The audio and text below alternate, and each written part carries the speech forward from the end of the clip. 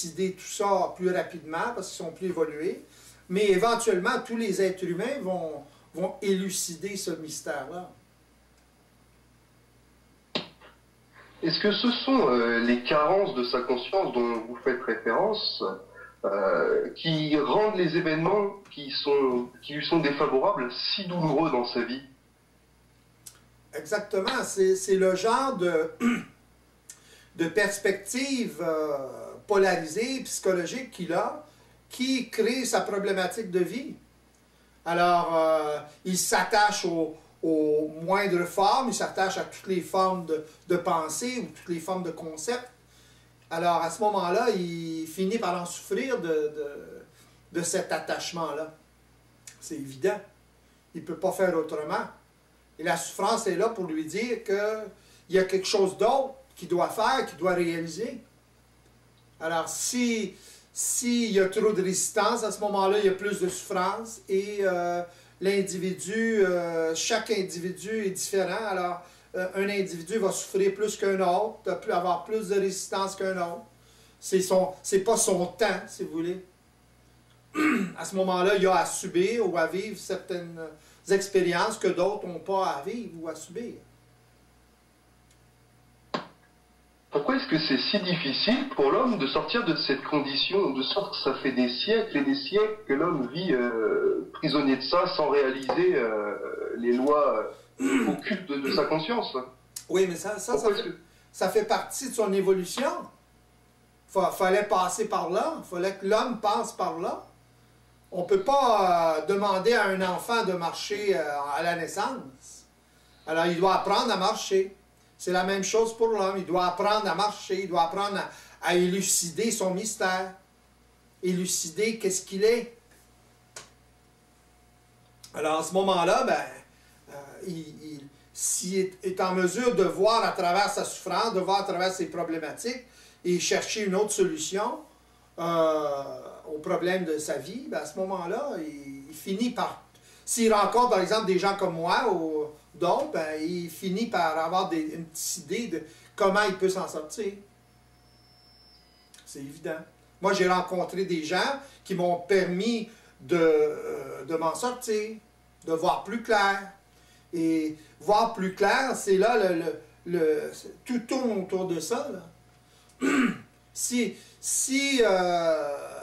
Moi, par exemple, si je souffre de quelque chose, j'en souffre pas psychologiquement, ou j'en souffre beaucoup moins psychologiquement que la majorité des gens, mais j'ai une souffrance, il peut y avoir une souffrance vibratoire ou un inconfort, comme je parlais la dernière fois, d'une problématique de vie. À ce moment-là, j'en souffre, ça m'indique quelque chose, ça m'indique qu'il faut que je m'ajuste. Alors, j'évolue au fur et à mesure que je peux m'ajuster. Vous voyez, je me sers de la souffrance, finalement, au lieu de la subir. Donc, un être qui est en évolution, l'homme nouveau, si vous voulez, il se sert de plus en plus de ces problématiques de vie-là. Ça devient créatif pour lui. Tandis que pour l'homme inconscient ou pour l'homme qui fonctionne de façon psychologique, ça devient un poids. Ça devient une souffrance, ça devient un supplice, si vous voulez. Parce qu'il ne sait pas comment s'en sortir. Il prend des pilules ou il fait autre chose, il prend de la drogue, il se suicide, etc. Il cherche une porte de sortie quelque part. Alors, est-ce que c'est la rencontre avec des individus eux-mêmes éveillés qui va être le facteur déclencheur qui va amener l'individu à basculer vers une conscience psychovibratoire? Oui, et en plus, les événements dans la vie de la personne, les événements mondiaux même. Alors, plus la personne va être en contact avec des personnes qui peuvent lui parler d'une solution à sa problématique de vie, qui est viable, qui est réelle, à ce moment-là, s'il souffre de la vie, au moins il est instruit de quelque chose d'autre. Ça ne veut pas dire parce qu'il rencontre quelqu'un qui est évolué, il va automatiquement évoluer ou il peut évoluer très rapidement. C'est pas tout dépend de sa programmation. Alors, c'est les événements dans sa vie qui vont faire, et dont il va être en mesure d'observer, qui vont faire toute la différence pour lui.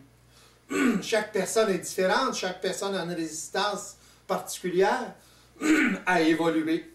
C'est pas qu'ils ne veulent pas évoluer, ils veulent évoluer, les individus veulent évoluer, mais il y a des résistances inconscientes.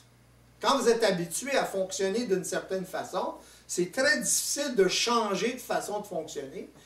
Puis la conscience évolutive ou la condition évolutive, c'est global, là. Alors, c'est pas facile.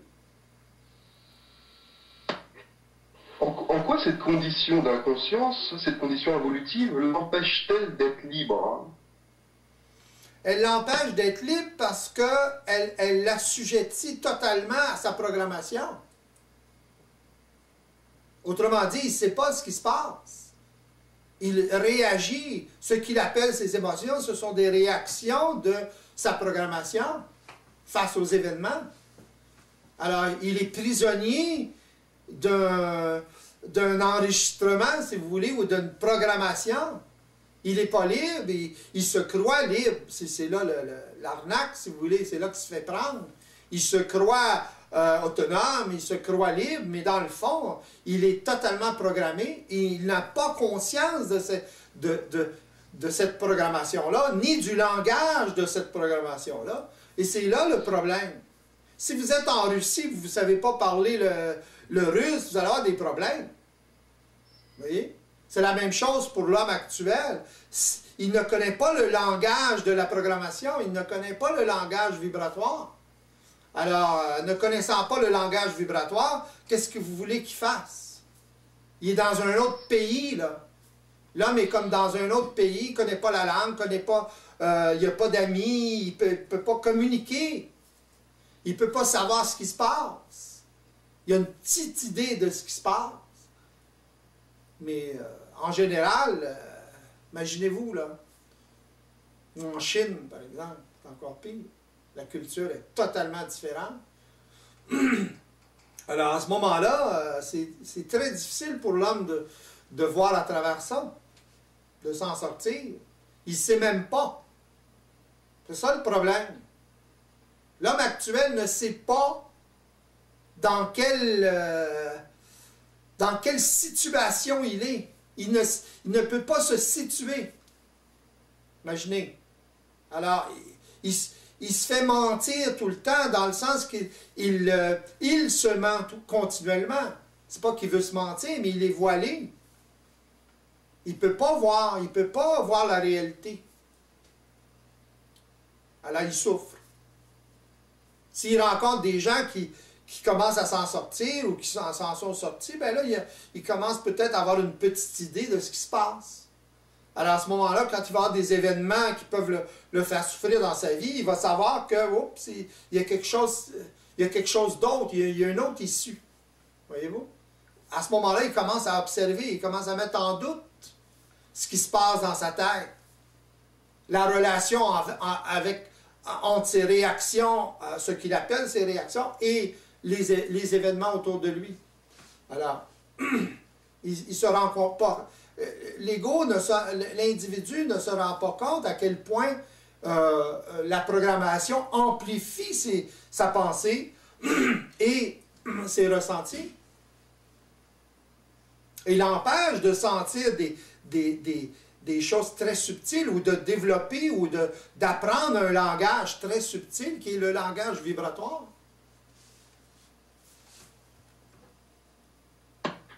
Est-ce que la déformation va jusqu'au sens que l'individu a de lui-même, au sens qu'il a de sa propre identité? Exactement. Et ça va jusque-là. Ça fait partie de ça, justement. Le problème, c'est que l'être humain n'a pas d'identité réelle. Il a l'identité de sa programmation qui lui a été, si vous voulez, imposée par son environnement quand il était jeune. Et par son environnement génétique aussi, imaginez. Alors, il n'est pas au courant. Il ne sait pas. Il ne sait pas ce qui se passe. Alors, comment voulez-vous qu'il sache où il est, qu'il sache se situer, qu'il ait une identité dans tout ça. Il n'y en a pas d'identité. Il pense en avoir une. Mais cette identité-là, ce qu'il appelle sa personnalité, c'est créé de toutes pièces par la programmation, ses habitudes. On va dire de quelqu'un, par exemple, cette personne-là, elle est faite de telle façon, elle réagit de telle façon. On décrit la personne, on décrit sa personnalité. Mais qu'est-ce que c'est sa personnalité? Ce sont ses réactions en fonction des programmes. Il n'a pas le choix, c'est plus fort que lui. Il réagit d'une telle façon ou d'une telle façon. Vous en connaissez pas beaucoup de gens qui ont le choix de réagir d'une façon ou d'une autre? Non. Quand l'énergie est suffisamment forte, le choix, là, il n'est pas fort. S'ils réagissent d'une autre façon, ou s'ils essaient de réagir d'une autre façon, ils n'ont pas le choix non plus. Alors, ils sont programmés pour le faire. Ils se programment psychologiquement, par exemple. L'autosuggestion, c'en est, ça. C'est une sorte de programmation. Inconscient ou plus ou moins conscient.